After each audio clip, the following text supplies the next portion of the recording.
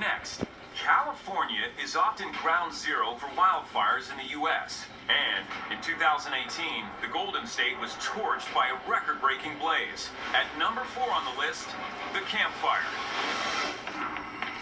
Early November 2018. By now, autumn rains have usually put an end to Northern California's dry season. But this year is different. The wet season officially begins in this area on October 1st, but in the season's first month, much of California received less than 5% of its normal rainfall for this time of the year. Now, more than half the state is in moderate drought or worse, and 18% of the state still in severe drought. 90 miles north of Sacramento in the Sierra Nevada foothills, forests surrounding the town of Paradise are primed for fire. There is a very large component of dead vegetation interspersed with that live vegetation. And then you combine that with critically low fuel moistures in the live vegetation, and so it's all the right ingredients for a really explosive situation.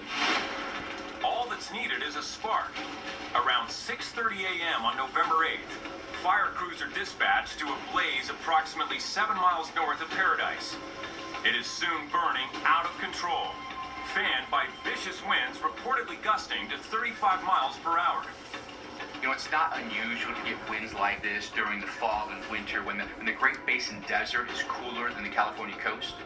As the wind is forced through narrow gaps in California's mountains and down in steep canyons, it picks up speed and gets hotter and drier. So what the wind does is it pushes the heat coming off of the flames downwind, and it preheats and pre-dries the fuel in front of the fire, making the ignition easier and faster. Making matters worse, the wind gusts get stronger, peaking later that day between 60 and 70 miles per hour. It drives the fire forward at incredible speed. According to CAL FIRE, these are the folks in charge of fighting this blaze. At times it was charring the equivalent of a football field per second, devouring truly everything in its path. By 8 a.m., just an hour and a half after the fire erupts, parts of Paradise are already burning. Residents of this town of 27,000 are ordered to evacuate immediately. Because the fire was moving so quickly, the whole town was at risk, and everyone got on the road at the same time. And unfortunately, parts of the road out of town were entirely impassable. Trees down, fire, flames on both sides of the road. Some people got caught in their cars and died. Others never even got in their car to evacuate, and they died in their homes. In the first 12 hours, the campfire travels 17 miles, burning 55,000 acres. Paradise is lost. More than 1,000 firefighters battle the inferno, which rages for 17 days before the rain finally arrives and helps contain the flames.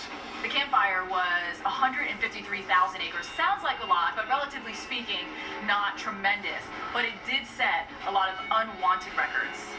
At least 85 people are killed. 19,000 structures are destroyed. 14,000 of those are homes. The deadliest and most destructive wildfire in California history. We're really worried about the future because the fire seasons keep getting longer. You know, with climate change, that can mean that we're getting drier in the end, and we just keep building and building and building closer to where these wildfires happen.